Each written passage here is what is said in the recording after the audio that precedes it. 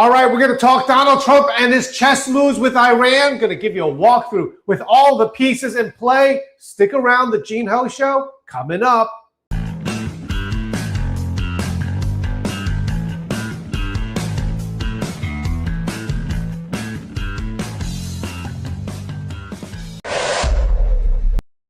Welcome everyone to the Gene Ho Show. My goodness, this will be one of the best shows I've ever done. I get it. I say that all the time, but this one I really do mean, because with this one show, this 30-minute show will explain to you a lot about all of this going on, and so you can understand it very simply. What I'm talking about is Trump's chess moves in the Middle East, because a lot of it is very, very confusing. All of this, I'm going to break it down for you in a simple way that not only you can understand, but I can understand myself. Remember, the reason why I got involved in this, all right, I got thrown into this stuff with Donald Trump and the campaign, but I had to learn all of this politics stuff in real time. What that means is I never understood any of this. That is to your advantage, because I can explain it to you in very simple terms, and you're going to love this. In fact, this is one of those shows where you can say, listen, just hear this guy out. This crazy guy. Just hear him out, because I can explain and tell you what's going on in the Middle East to make it simple for you to understand. Okay, before we go to that, just so you know, a lot of stuff going on at George Magazine. If you go to georgemagazine.com, brand new website that we have there. The other thing is, if you haven't already, check out George Magazine's America 250. It is absolutely beautiful. Tons of great photography. All right, I get it. I took it. But most of the pictures, the landscapes I took with my cell phone, so you can see how beautiful those are, because America is beautiful. And also, besides that, presidential quotes and some never seen before Donald Trump pictures with stories. Now, if you have gotten my book, Trumpography, you know that's mostly stories with some pictures. This is the opposite. Pictures and a little bit stories, but you can put it in its hardcover on your coffee table. Okay. A lot of stuff going on. Let me explain what's going on here in the Middle East. A lot of people, and that includes myself, never really got a grasp of what is going on in the Middle East. However, when you look at it and you see what I'm going to tell you, you will see how there's a distinct plan in place. And by the way, this is like chess that is amazing, because when Donald Trump does things, he just doesn't go to A to B. He sets it up. It's amazing how he does it. If he's going from A to, let's say, F, he doesn't just go A, B, C, D, E, F. He puts in play and goes, oh, I'm going to set up E there. Oh, look, I'm going to set up C. Oh, here's B. And then however he does it, he gets to his final destination. I'm telling you, it is brilliant to watch. And I'm going to explain it to you, the Middle East, in a way that you never heard it explained before, because in order for me to understand it, I had to say, okay, let's put it to the least common denominator, what's going on. But it all starts with understanding that there is a plan in play when it comes to this, and Bongino talks all about it. Greg, roll it!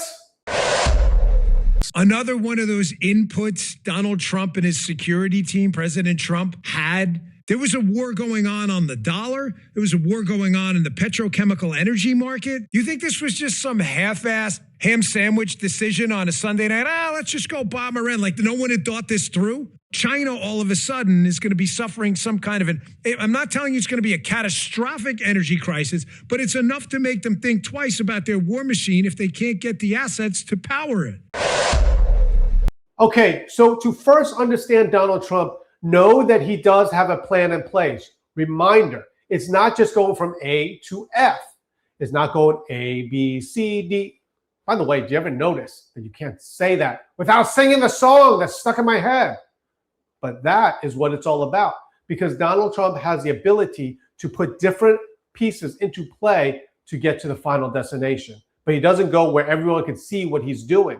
So this is what's happening right now, and it all ties in with what's going on in the Middle East. If you can understand, and you will, what's going on in the Middle East, you will understand how Donald Trump is tying this all together. Okay, here is your first primer for this. For some reason, and it is propaganda, Everyone thinks, including me myself, that all this is about Muslims versus Jews. Really. Everyone thinks that because there's a whole movement of we hate the Jews. Oh, we hate the Jews, the evil Jews. Everyone just relax. The Middle East has not been about that. Remember, even Anwar Sadat, remember from Egypt, going back to 70s? Anwar Sadat made a peace plan with the Israelis. What happened? He got assassinated.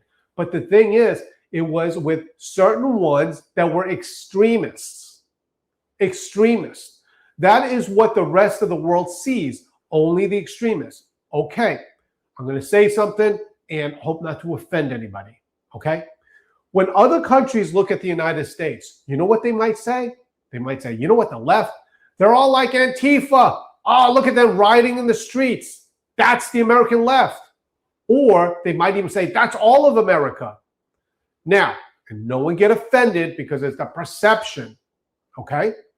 When some people look at the Trumpism, the MAGA crowd, you know what they look at? Oh, look at those people rioting. Oh my goodness, they're rioting at the Capitol. Okay, all right. Again, all right, not putting them in that category, but it's how people are viewed. There are extremisms, and I get it, right? This is not talking about major extremism, but there are extremisms to either side. Generally speaking, most Americans, some that I know, they're leftists. Some I know are right. But the thing is, on all sides, there's extremists. In the Middle East, is no different. Quite frankly.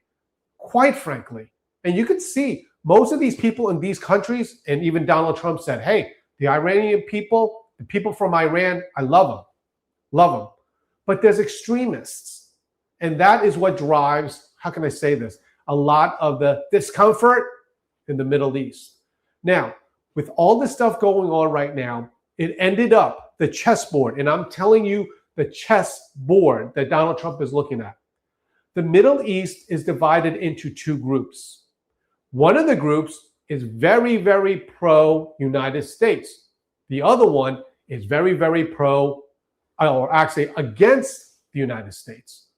Washington, D.C. calls it the Shia Crescent. Now, you'll know that a lot of these people in the Middle East fall into one or two, I should say, religious type groups. Think of them more like Protestant and Catholics, all right? They all profess to worship the same God, but at the same time, they have differing viewpoints. Now, you don't need to know this part, okay, at all to understand this. But basically, it's the Sunnis and the Shias. You probably heard them. The Sunnis basically say, hey, our religious leaders should be picked, all right? The other ones, the Shia says, hey, we need to have our religious leaders as descendants of Muhammad. You understand? It's just a little difference. But there are good Shias and good Sunnis there. But there are extremists on both sides. Depending on what it is, that's why you have, and I believe it is, you have the Sunnis, you have Al-Qaeda, right? On the Shia, you have another one, the Houthis. All right, so you have all these. Hamas, right? Who knew? Hamas is Sunni. So you have all these different viewpoints. Hezbollah, oh, who knew? Hezbollah is Shia. So you have two basically competing religious groups that believe in the same God. But what has happened with this is there was something that happened in that area that changed the dynamic of everything. Who knew? Greg, roll it! These were the last pictures of Saddam back in April as U.S. forces rolled into Baghdad. This was Saddam at the beginning of his run. The dictator who boasted palaces, a million-man army, and his face on every street corner was reduced in 254 days to a hole for a house, an impotent arsenal, and a face that even after the fall could not be disguised. Okay, if you can understand this, and I know you guys remember this, this is the start of what we have in the chessboard today. in a nutshell, and I mean this with all due respect, okay? In a nutshell, this thing with Saddam Hussein got rid of one person and created a whole new monster with that. Remember weapons of mass destruction and all this stuff? Well, what was going on with Saddam? You have to understand that he was Sunni, right? He was a Sunni that was in power. The problem is he was fighting with Iran, and perhaps that was a good thing because they are Shia. So he's fighting them, and then the United States had this idea to go and take him out of power. So when that happened, the Sunnis got out of the picture here, and they were taken over still to this day by Shia. Now, Iran is Shia, and now Iraq is like, okay, well, the power leader and the structure is Shia. But during this time, we have a new monster. Now we have Iran, and that's why they call it the Shia Crescent. So this is the other team. So you have two competing teams here, and we're going to walk you through it. You have one side that supports the United States, and this includes Saudi Arabia, includes Qatar, includes the United Arab Emirates. You have this whole group. Basically, the biggest one is the Saudi Arabia group with their leaders there. But the other group, the Shia Crescent, is the other team. And when Saddam Hussein got out of power, it made that side more powerful. Now, you'll notice I haven't even mentioned Israel. Oh, Israel, don't we hate the Jews? Listen, a lot of these countries there, they want to work with Israel. It's not about that. It's about power. And they do use religion to motivate their people. But this is the two sides that we're seeing. And in a second, when we get back from the commercial, I'll explain how these two competing sides are fighting each other and where Donald Trump comes into play. So stick around. The Gene Ho Show coming back. America turns 250 years old, and George Magazine is marking the moment with a publication worthy of the milestone. Inside this limited edition, we reveal the true Trump story told through photographs that document his rise from the very beginning. These are the photos that shape the narrative. Trump's road to the presidency cannot be told fully without them.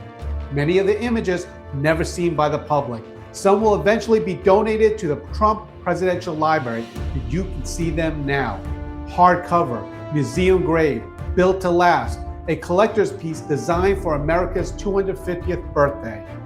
Never seen before Trump photographs from Trump's early journey, stunning images of America the Beautiful, quotes from American presidents, all new pages of hints of what's coming next. Only 1776 copies available, each one signed by me. Once they're gone, they're gone. So get yours today at georgemagazine.com. Welcome back, everyone, to the Gene Ho Show. And I do want to show this publication. It is, quite frankly, beautiful. And if you page through it, there are beautiful pictures within there. You just have to check it out. Anyway, for this, and here's the back cover, by the way. Go to georgemagazine.com. They're a limited edition for this early edition here. You're going to love it. Anyway, check it out there. Okay, let's start talking about Donald Trump and the Middle East. Remember, here's a recap very simply. All right, it was already a little destabilized in that area. But what you had is Saddam Hussein was taken out of power. Who knew, by the United States? And during that time, Iran, with the Shias, they gained power. Now, the important thing to remember is not Sunni good, Shia bad. It's not like this. Quite frankly, all the Sunnis are the people, generally speaking. The Sunnis and the Shia are good people. Good people. They just have extremists in there. For example, right? You know about 9/11. Okay, I get all the conspiracies. I get it, right? But you had Al-Qaeda, who is Sunni, right? So that is from Saudi Arabia. But they don't like the current leadership of Saudi Arabia. So you have to understand that not everyone gets judged by the same book with that. I mean, think about this in the United States. Would we, as law-abiding people, want to be judged, even if we're on the right, by different extremist groups? No. The people in the Middle East are good people. They are there, God-fearing in some ways, except for some, they take it to an extreme. There's different people. People are the same all over. But what you have here is because of this with Saddam Hussein, it left a power vacuum for Iran, which is currently Shia run, to gain momentum and gain more strength. And they have, by their proxy, I would say, attack dogs, they have extremist groups there that work together with them. Hezbollah is one. So you have all of this sphere of influence, but think about it as a chessboard, okay? You have, and I mean this with like, just to explain it, Iran there as a queen and Saudi Arabia as a queen. And with the queen, you have the United States, and with Iran, quite frankly, it's Russia. So you have them being backed by different kings, so to speak. And they have their sphere of influence. And this one with Iran has several countries, also Muslim, that side with them. And this other side, of course, you've seen Donald Trump going over there. They're also Muslim, but they are backed, or I won't say backed, but they are allied with the United States of America and Donald Trump. So you have all these things going there. And so what it is not Muslims versus Jews.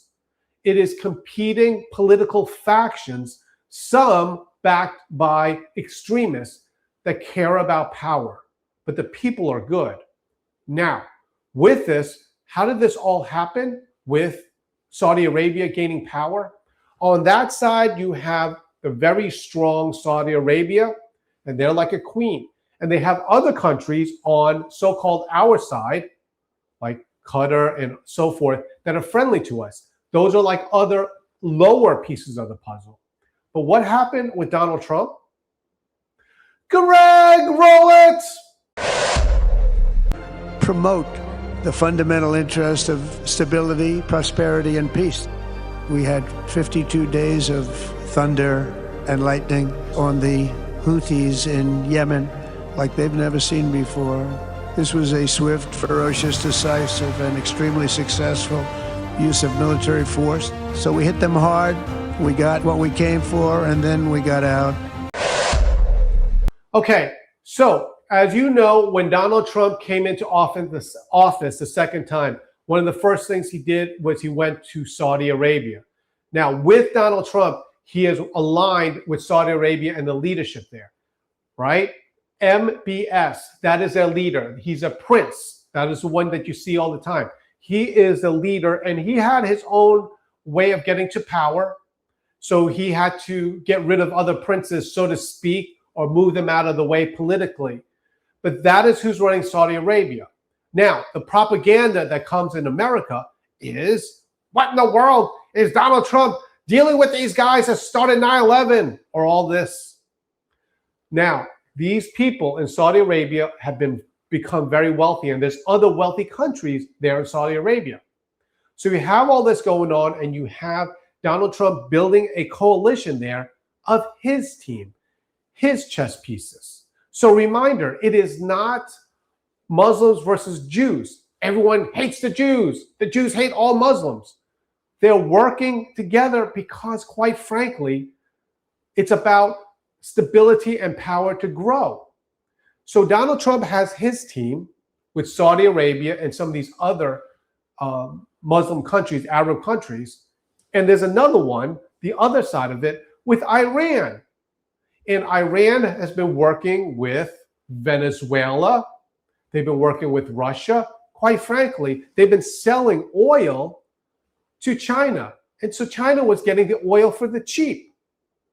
So China, by the way, is like a separate entity. They kind of work with whatever does them the best. But you basically have Trump with his coalition, Saudi Arabia, and then Iran with Russia's coalition, so to speak. So what you have is two competing forces, and they are two groups of them Each one has about, I don't know, 7 or 8 different countries, smaller countries that are aligned that way. So now this brings us to what Donald Trump did. Iran, their leadership, is not friendly towards Donald Trump at all. In fact, they had a dark fleet going where they were selling their oil for the cheap to different parts of China and other places. This was coming from Venezuela, all this stuff, and going back and forth, all this with the dark fleet. But notice this is Donald Trump putting this chessboard in play, and Donald Trump is going after their main chessboard piece. So now you have it, 2 sides, but to show you that there is hope for peace, because it's not just this thought frame. There will never be peace in the Middle East because it's all about Muslims and Jews fighting each other. No, because of the Abrahamic Accords, the Abraham Accords. Greg, roll it! We want to be part of the Ibrahim Accord.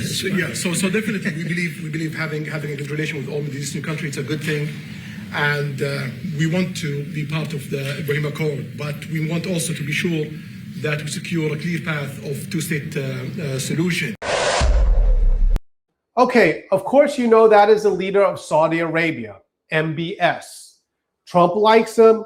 Saudi Arabia, which is very wealthy, is buying stuff, weapons, etc., from the United States. They are investing a lot of money into the United States. They are an ally of the United States. Now, what's going on there with the Abraham Accords? This is an agreement, and I get it.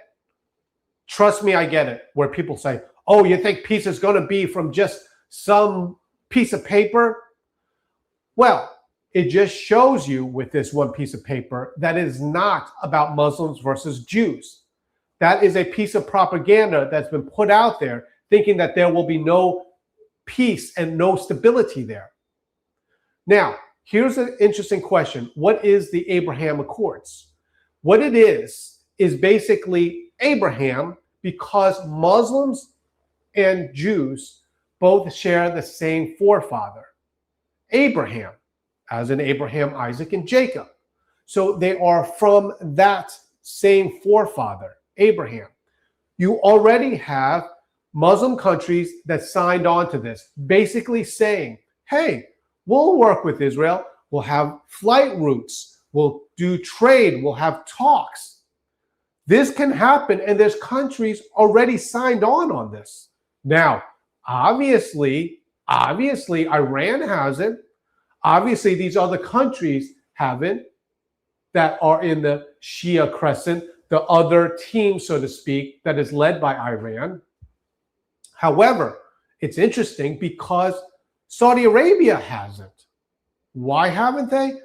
Well, there's still a thing called political cover and making sure that his people are happy, because if you heard that, what he said, he talked about a 2-state plan. Now, what is that all about? That is basically what we're talking about with Israel and Gaza. Basically, he is watching out, this is MBS, for his Muslim brothers, and he just doesn't want to join it with that. But the thing is, what will happen when and if Donald Trump has regime change in Iran? I'm sure he could figure it out. But stick around, and I'll close with that, why it's so important to have regime change in Iran. Okay, Gene Ho Show, coming back. Hey friends, I want to tell you about Azure Standard, because if you're like me, you want your food clean, healthy, no GMO, stuff like that. Now, for me, it's pretty easy because I have my own homestead, have our own eggs, chicken, all that stuff. But there's still some things I can't get almost anywhere, so I use Azure Standard. I've been using them for about a year now. It's very simple. Just go to azurestandard.com, scroll through it, buy what you want. The way we get it shipped to us is we use a drop point. Very simple. Once a month, we pick it up at this drop point, and the best part about it, we meet a lot of people like-minded, like me and you, who care about our food, making sure it's healthy, and we meet a lot of friends that way. So check them out, azurestandard.com. Okay, as a reminder of what we just talked about, and thanks for sticking with me on this. Basically, it's like this. There turned out to be two strong players in the Middle East. Okay, let's put aside Israel for now. You have on one side Saudi Arabia, and the other side you have Iran, right? Those are the two main players, and not necessarily like Saudi Arabia doesn't like Iran and stuff like that. It's just that one side is more aligned with the United States, and one side is more aligned, quite frankly, with Iran and Russia, with Iran being the main player in that area, and basically Russia working alongside with them. Now, here's the thing. We have a situation called the Abraham Accords, and it's not like I'm saying that all peace in the Middle East is based upon this piece of paper. It's not that, but it just shows, hey, already there's Muslim countries working with Israel. It's not everything is, hey, Israel. So what's going on is this.